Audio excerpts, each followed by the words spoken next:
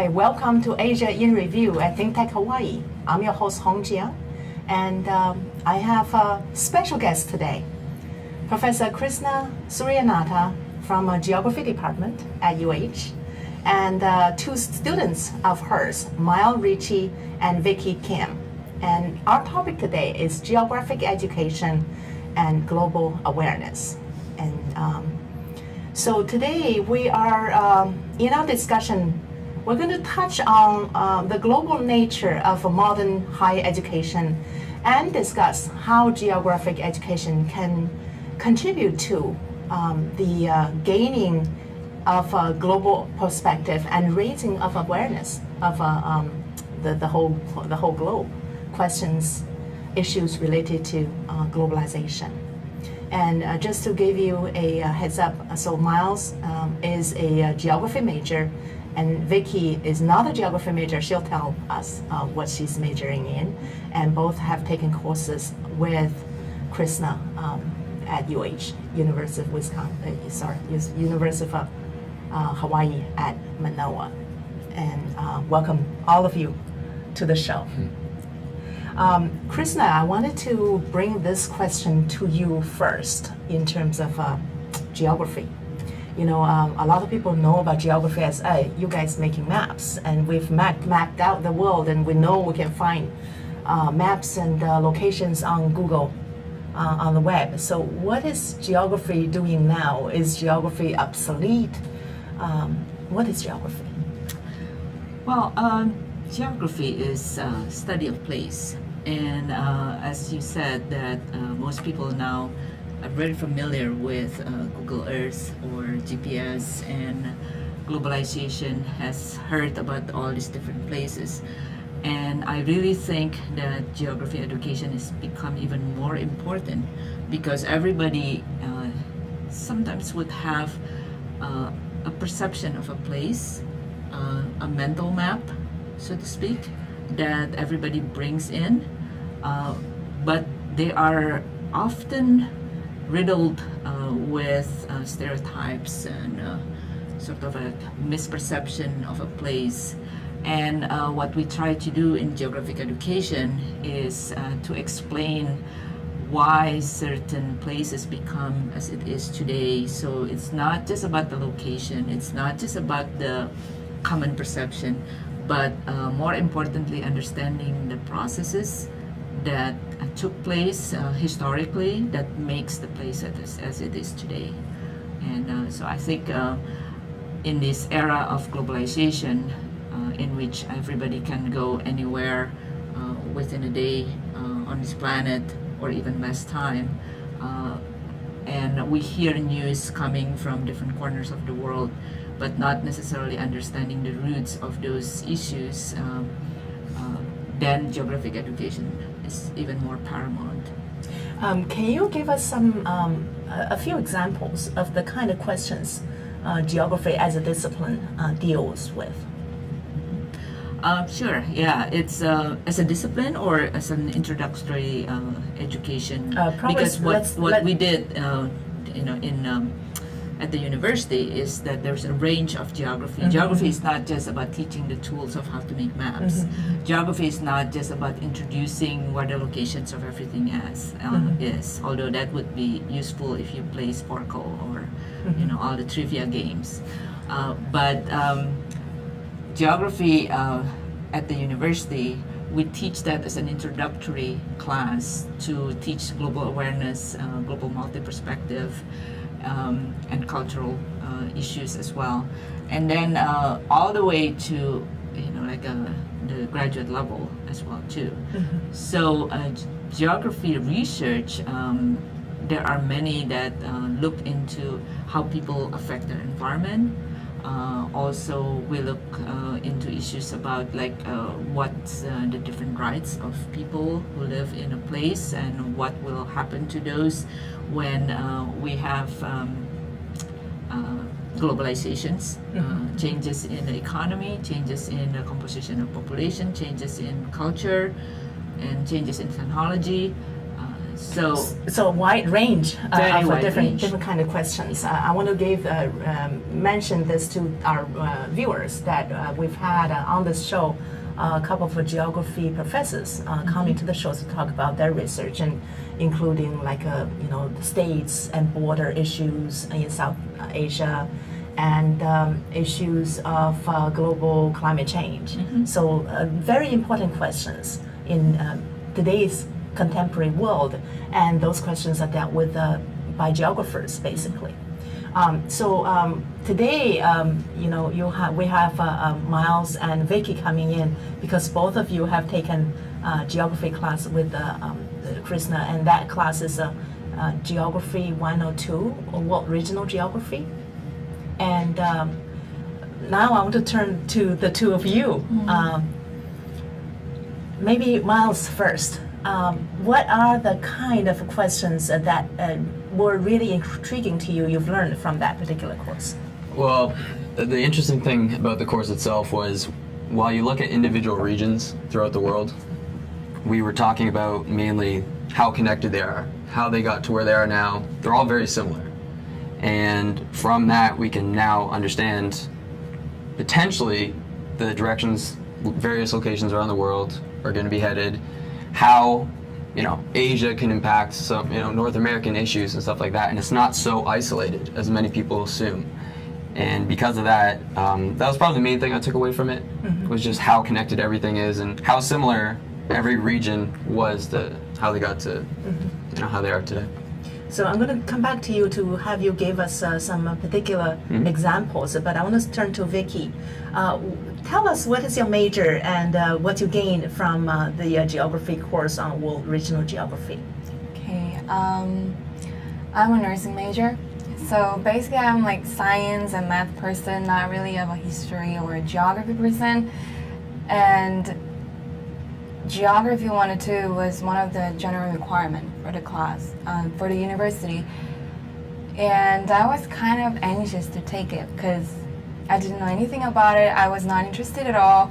But after I took it, I was so glad that I took the class because I learned more about how world art actually is around me, and it has all the history inside. And as Dr. Krisna said, that it's not only about the regions or map, it's about the history and then the process that affected the region to be where it is actually now. So I learned about political aspect, cultural aspects, and all religious aspects and everything. And it was really interesting, and it was good to know how other places are other than where I live now. So it was a good class. Myles, any particular example that comes to your mind about, you took from this particular course, 102, World Regional Geography, that sticks with you, or anything that's related to, especially, our show is Asia in Review, anything, issues in Asia that the course is helping you?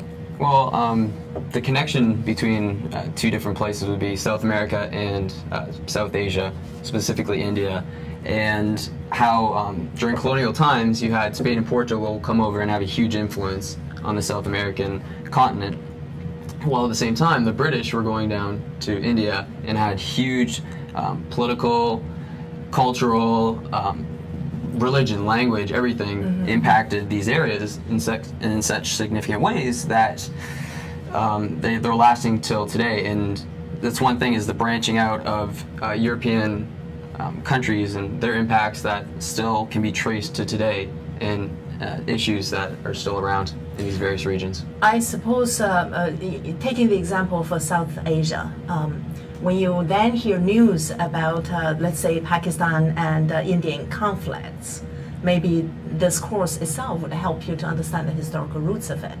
Right. And that'd be like one of the examples, I suppose. Oh, definitely. You learn about the conflicts, how they're obviously neighbors to each other geographically, and how based on religion and just the division of land and past events and histories of the two countries, why there are still tensions between them right now that are continuing to cause the problems that we see today. So it's important to know the past to understand what we're seeing. Vicky, where are you from?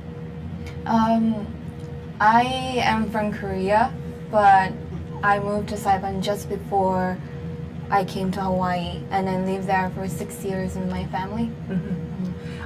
Can you give us an example of the kind of issues you are informed through this class on World Regional Geography? Anything in particular that's really intriguing to you that help you to gain certain particular insight about any parts of the world?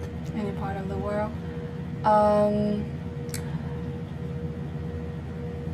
The issues in South Asia and Southeast Asia, they had like a lot of conflicts in their country.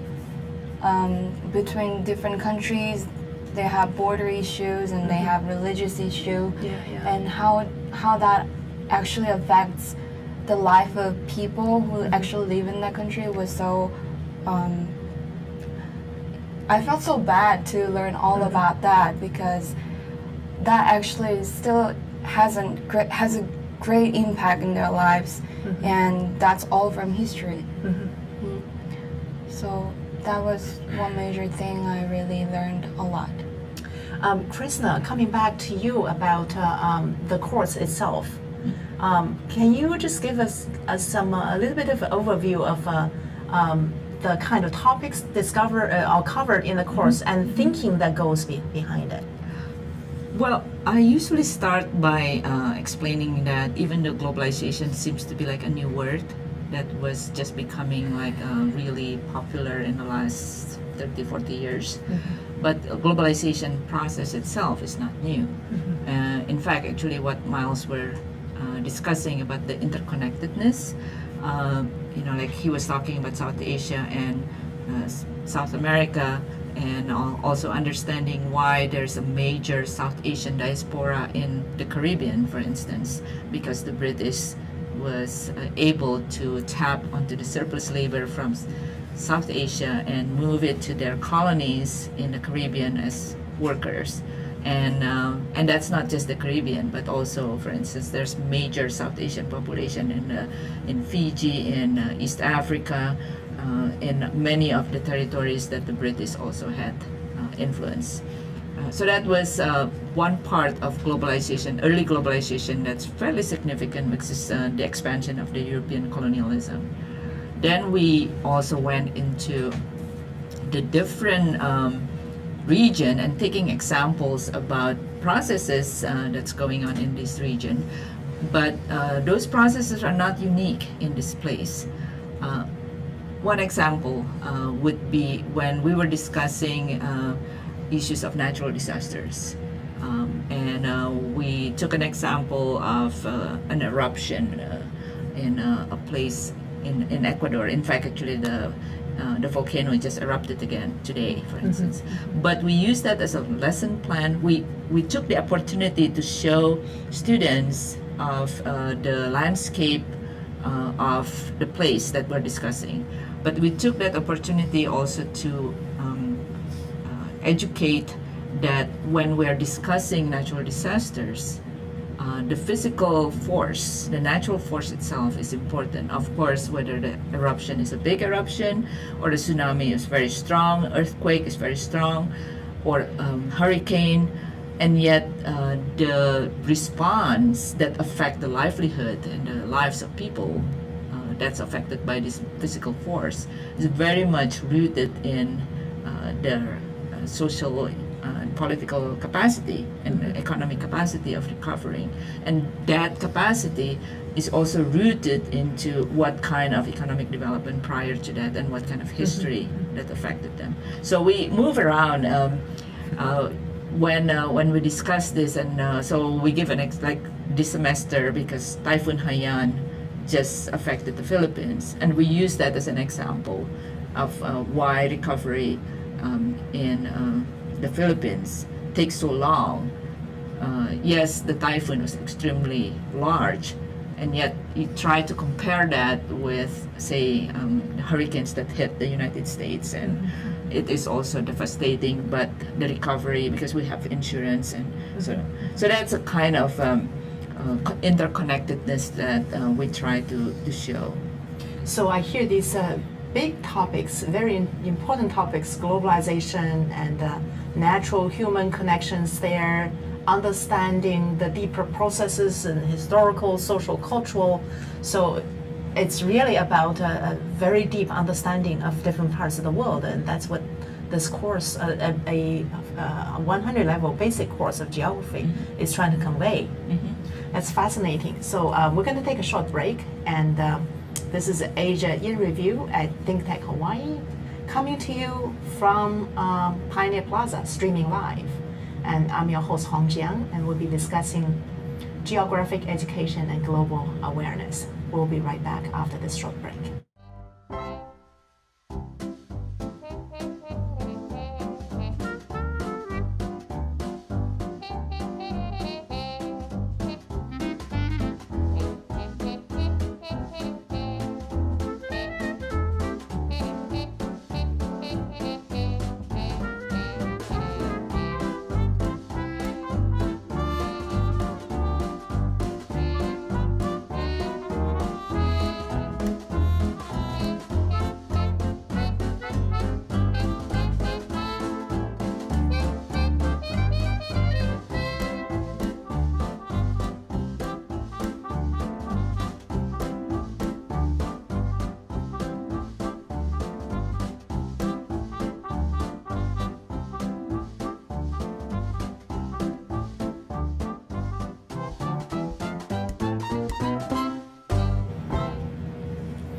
Hello, we're back. We're live, coming to you from Pioneer Plaza at downtown Honolulu. And this is Asia in Review at Think Tech Hawaii. I'm your host, Hong Jiang.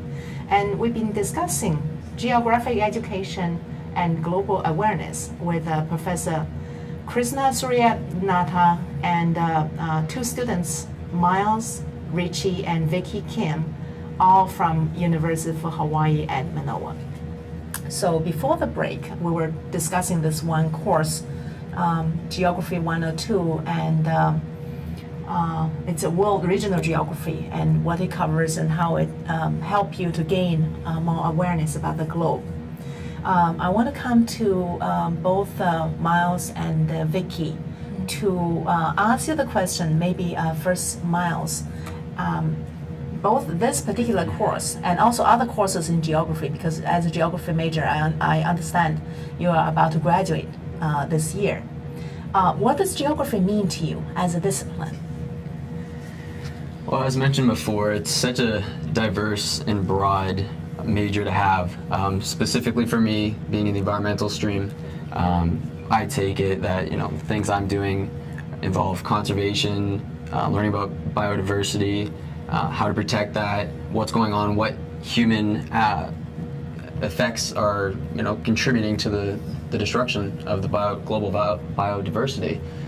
And from that, I actually kind of hope to go into the workforce later on and work specifically in that field, hopefully with marine conservation, biodiversity, because the world's oceans are being depleted for various reasons extremely rapidly.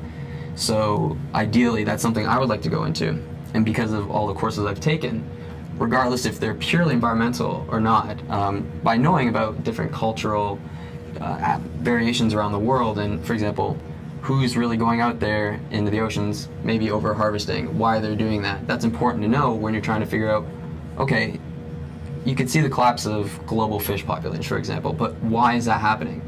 Because to fix that problem, you need to figure out what exactly is causing it. So the cultural aspect of learning about different views around the world is important in that way. And as well, by taking some of the technical courses where you can actually use, for example, ArcGIS and create maps and gather data and actually be able to show it to other people in a much more visual way. I believe that entire field within geography is it builds on itself. So even if you're one stream, the others do contribute highly to the end goal of being able to go out and research and get a job and do whatever would you like to do with your life. You're thinking about grad school or go to the workforce directly? Ideally, I'm trying to go to grad school. Yeah. as for what I mentioned for the marine conservation for the most part, and I'm excited to try and go and do that. Hopefully try and get a PhD eventually, then go off into the workforce and try and make a difference. Vicky, I understand you, is this the only geography course you've taken with Krisna here? Yes. Okay. This is the one course that I took. Only one. And you took it last semester, right? Yes. It's probably premature for me to ask this question, but let me ask this anyway. How does this course affect you in terms of, it could be the way you look at the world, it could be how you want to, what you want to do in the future. What kind of impact this course has on you?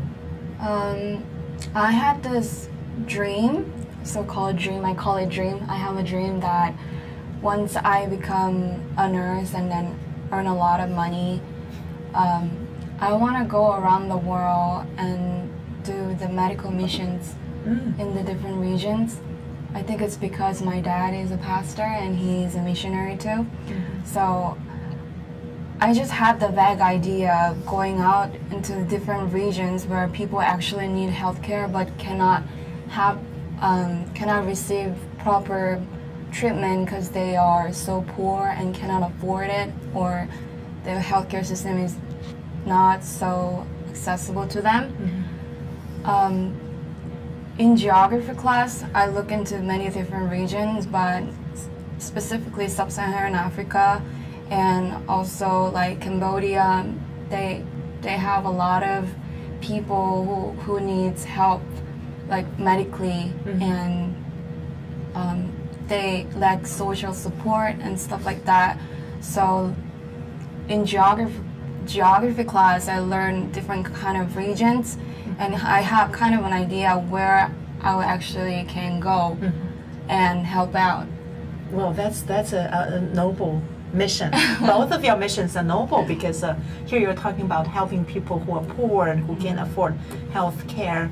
And Myles, you're talking about help to save the environment. That's, all of these callings, all of these actions are really, really about the global wealth, the global well-being. And so I want to come back now to Krisna to talk about, sound like a geography is very rich and broad. It's more appropriately called probably global studies or global environmental issues.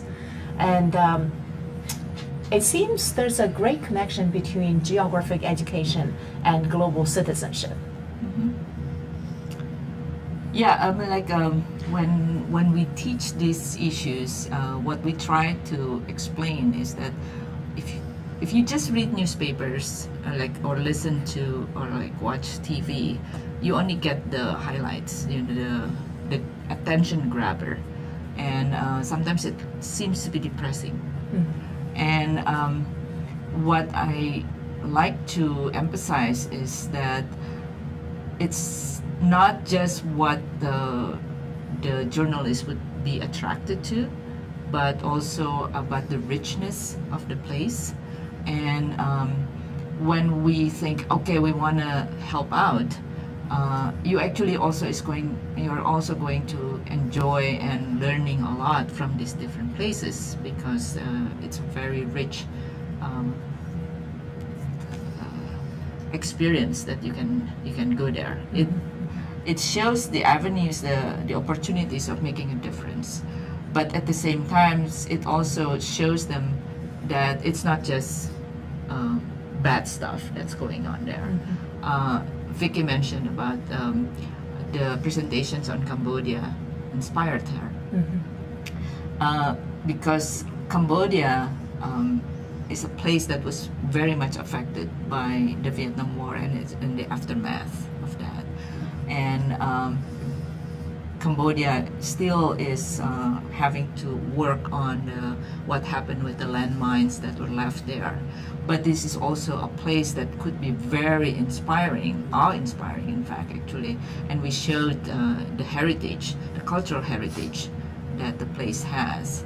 And I believe that's what Vicky was sort of referring to. This is a place that has so much potential, and the people, so you could see how the people interact and how the people actually were affected by the post-Vietnam War math and aftermath.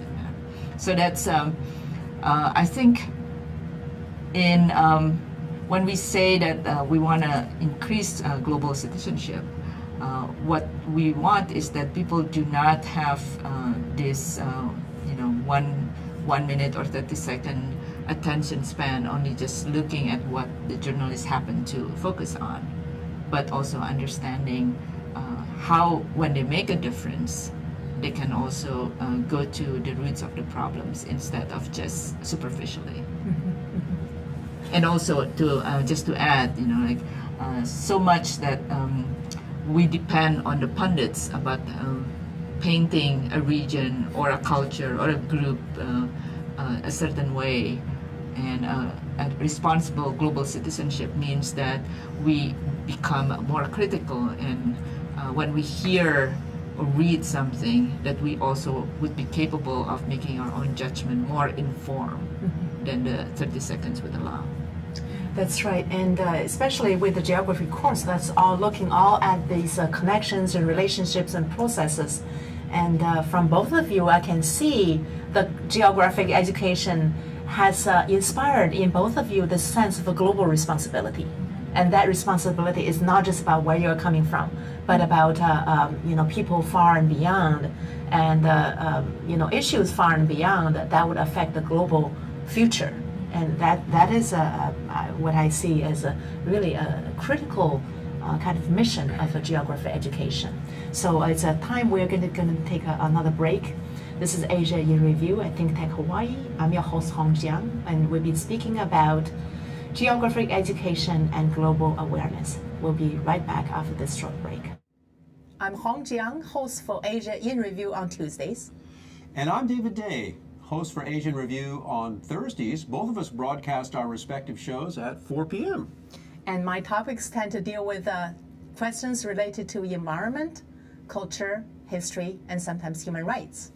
And my shows tend to be on international business, foreign policy, geopolitics, and national security. And you can watch our shows live on the ThinkTech website at thinktechhawaii.com. And you can also watch us on YouTube or Olalo. So come join us on Thursdays at 4 p.m. I'm David Day.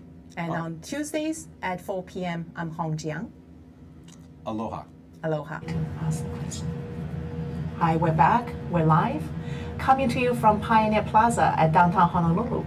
This is Asia in Review, and I'm your host, Hong Jiang, and we'll be speaking with Professor Krisna Suryanata and students Myles Richie and Vicky Kim, all from UH Manoa, and we'll be speaking about geographic education and global awareness. And from what we have discussed earlier, it looked like geographic education is very rich and very important, essential even, in building a global awareness of major issues and building global citizenship.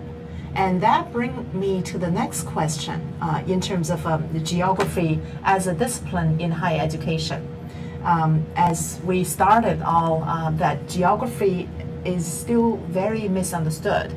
And there's still a lot of people who didn't know about what geography was. So before you came to the course, did you know what the geography course was about? What did you think of geography before coming to the Geography 102? I just thought it was about countries and where the country is, basically. I didn't expect that we were going to learn about history and culture and religion and languages, but it was more diverse than I thought. So you took the course because it was one of the required courses, otherwise you wouldn't have taken it, right? No. We all know about countries, we all know about places, you just check the web, right? But I had only two options, which were history or geography. And I didn't want history, so I took geography. So, Myles, before you got into geography courses, what was your concept of geography? It was pretty much the basic one that everybody assumes, that state capitals, knowing where things are, drawing maps, that's it. We need to do that too. That's right. We do that, except that we do a lot more. Right. Geography does a lot more than that.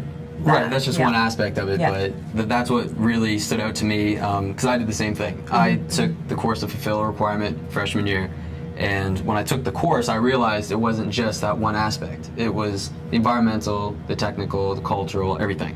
And that got me a little more interested, took a few upper division classes, and then it really shows itself as being diverse, and you can make it what you want, and you can really do anything you want with it and make it your own, which is great. And Krisna, maybe you can give us more information about what are the kind of areas the geography at UH can offer. You, as Myles said, you can do anything you want. What are those anything you want? Well, we do surface class, like the classes that they are taking, which is actually is part of a general education, foundational, to expand the global multicultural perspective. And but if they like geography and they want to take it as a major, then we have 3 different streams in geography, and one would be the one that people know, which is technical, geospatial technical streams, The technology. in which students would learn how to make maps, how to read maps and how to make maps, and GIS, LiDAR, cartography, all those was in the technology streams. And then we also have physical geography, which we call environmental geography. And that's what Myles was mentioning, right? Myles The is conservation a issues. geography major specializing in environmental stream. Then students would understand all those sort of elements of physical geography, whether that's climate or biodiversity, biogeography, geomorphology. That's within the physical or environmental geography. Then we also have human geography, in which issues of culture, politics, economy, our policy are also part of the human geography streams. Tell us a little bit about your work. My work, I'm a human geographer, but I have studied physical geography as well. And I've also worked as a map maker, because I used to work in a remote sensing and mapping company, air photo company. Oh, wow. Okay. But now I'm specializing as a human geographer. And I work in issues on natural resource management, political economy of natural resources. So looking into how different economic relations and political positions actually affect how people could access their resources, and through that understanding, also understanding the decisions that people make. Because when people sometimes stereotype would say that people just need to be educated so they don't really degrade their environment. But what's missing in there is actually often it's not the knowledge that people are lacking, but the ability, the option to exercise that knowledge. Because people may actually have the knowledge of what to do in order to create erosion, but if they don't have the labor to maintain the conservation practices, it's not useful either. So in a human geography that I do, that's what we're trying to understand. What are the enabling and disabling circumstances that make people cannot make a wise decision? That's part of it. So again, it sounds like a very, very integrative kind of approach to questions related to resource or how human use systems there. Right, and I use the understanding from, even though I'm a human geographer, but in geography, usually we need to have everybody to understand how to use the tools of analysis of the physical geography, as well as how to understand maps, even though as a human geographer, I'm not specializing in making maps anymore, but I know how to read maps. Yeah. It's interesting now with the technology that's available to everybody with the web. Everybody can check on Google Earth, and everybody can check on like the Google Map, and it make it feel like everybody can do maps. And I just wonder, in what way these technologies help hinder geographic education, and in what way they help. I'm sure it kind of goes both ways. Yeah.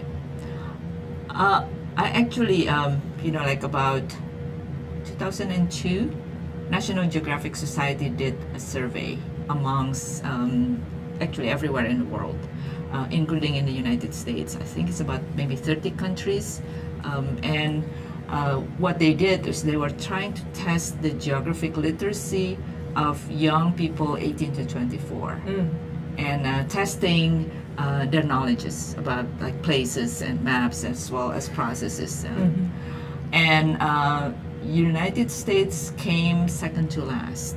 Wow, we're really bad. We are pretty bad, yeah. And something like about only 20% that actually reach an A score in that survey. And then they repeated that again in 2006, and we didn't do too much better at the time either. I have done a similar survey to the class at the beginning of the, like different semesters. Sometimes I have asked. Our students have done much better, and our students have done much better in latter years than, say, 10 years ago. Okay. And I attributed that to the availability of technology.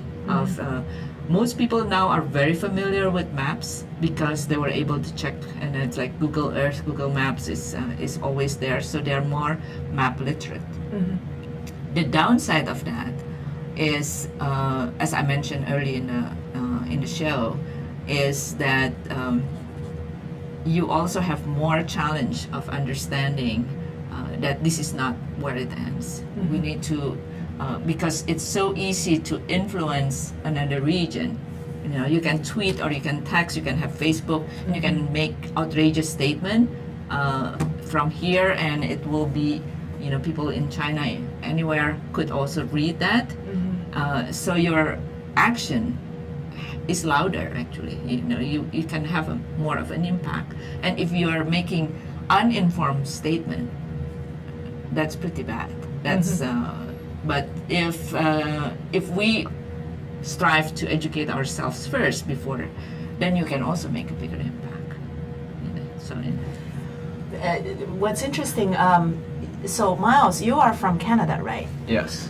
And Vicky is, did you get your high school education from Korea? High Like school? high school? Oh, yeah. Yeah. Okay, I want to ask both of you, what did you learn about geography in high school in each of your countries? Well, for me, it's actually offered. It was mandatory for definitely for the first year, but also it was optional afterwards, and quite a few students actually took it, which is different than what I've heard from most people who live in the United States, who it's not even offered in some schools, and because of that, it seems that based on the chart that she was talking about, the survey, the literacy is obviously much better in countries who have this geography in their high school programs. So yeah, personally, it was actually pretty significant in my high school education. Yeah. What about you, Vicky? I don't remember. No I geography? don't think we had geography class in Korea high school. Okay.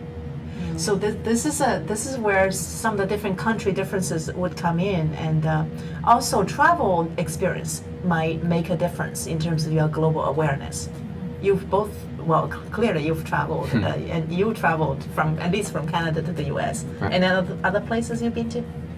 Europe a few times, just all over, experiencing different countries over there, because I studied abroad there last year. So I see. yeah, immersing yourself in the culture over there is pretty nice. It does change your mindset on everything, and it totally expands how you see the world. You're not just isolated to what you've grown up with. If it's one country, one city, one region, you get out there and you see, well, it's not the same everywhere else, and because of that, you need to expand your mindset in order to fully understand what's going on in the world and get outside your bubble a little bit. Where do you want to go next? Ideally, I would like to go down to South America, experience that a little bit. Australia, New Zealand, all seem like pretty interesting locations to get to at one point. And definitely back to Europe, for sure. What about you Vicky? Where do I want to go? Just as a travel. I want to visit Europe for sure, and I want to go see Australia too, and South America and Asia. Pretty much everywhere. On Earth. So these are the places you've studied in your Geography 102, regional geography. Wonderful. So we're going to take our last short break. This is Asia in Review at Think Tech Hawaii, streaming live, and I'm your host Hong Jiang, and we'll be speaking about geographic education and global awareness. We'll be right back. We want to thank our underwriters. Hawaiian Electric Company and its affiliates Maui Electric on Maui and Hawaii Electric Light Company on Hawaii Island are deeply committed to the communities they serve. Galen Ho is a senior executive of BAE Systems, a global defense, security, and aerospace company. The High-Tech Development Corporation, the state's leading technology agency, attached to the Department of Business, Economic Development, and Tourism. Castle and Cook Hawaii, with a time-honored legacy that spans more than 160 years and revolves around its mission of investing in Hawaii, creating communities, and providing for the needs of our state.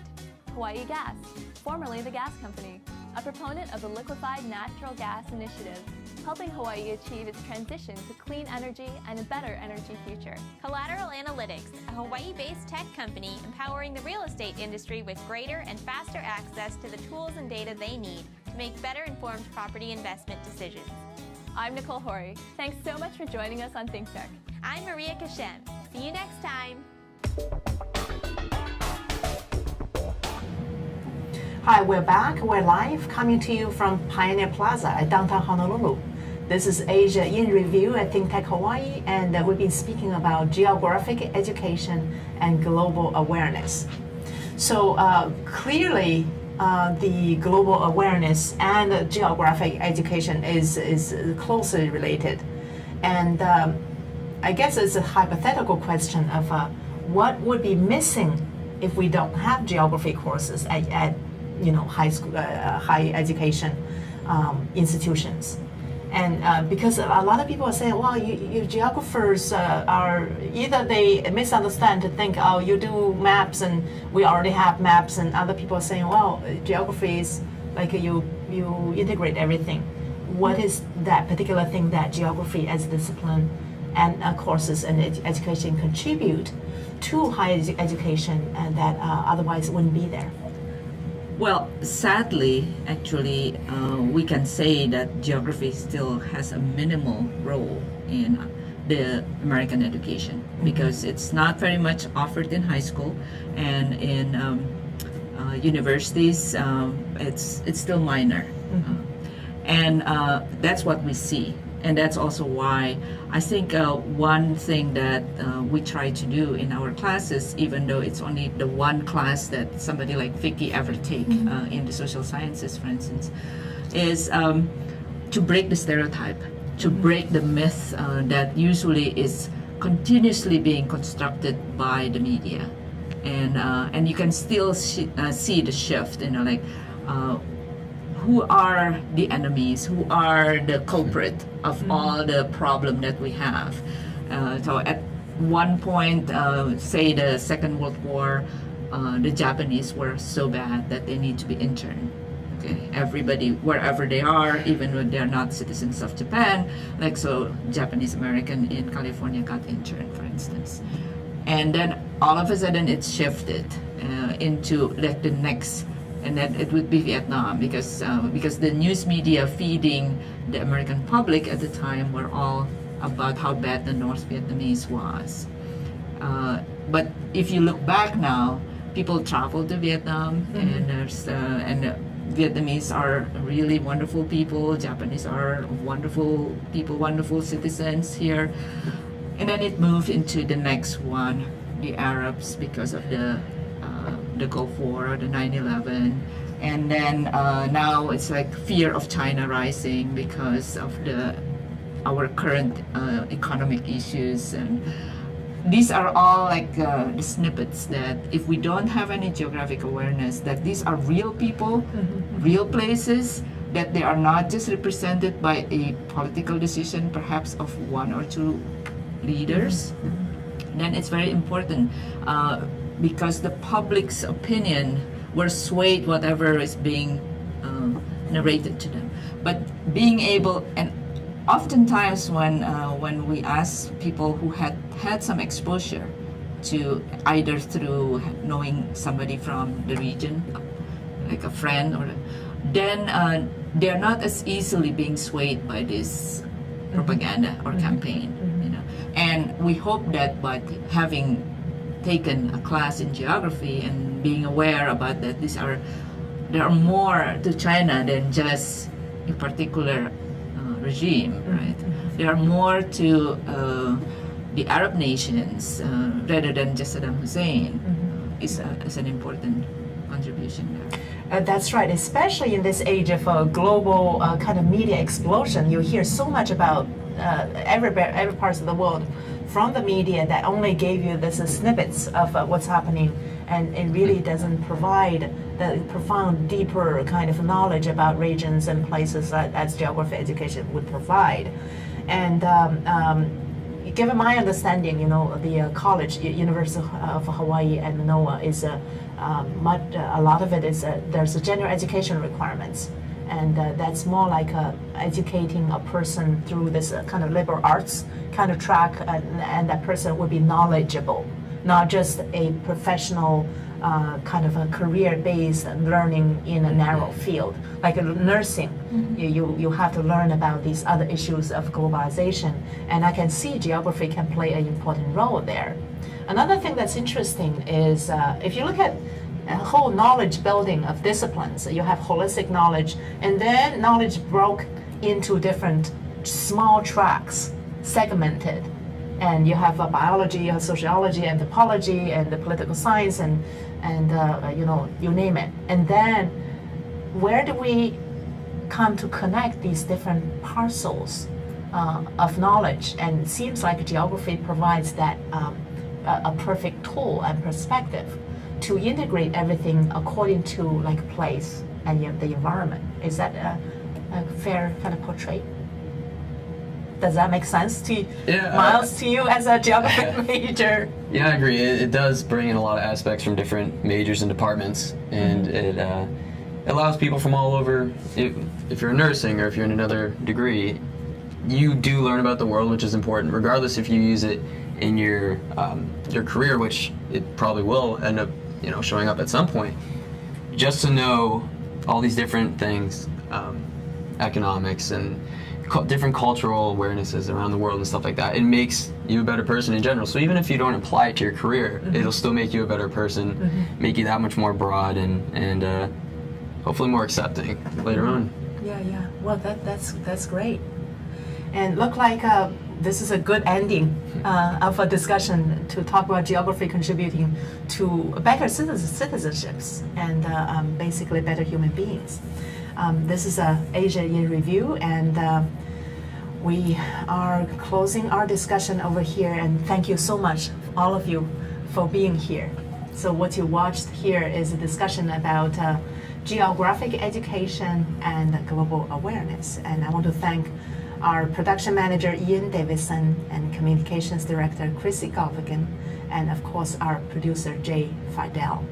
And this is Asia in Review on Tuesdays. And remember, there's Asia in Review on Thursdays as well. And please join us on Tuesdays and Thursdays at Asia in Review. I'm your host Hong Jiang on Tuesdays, Asia in Review. Thank you and goodbye.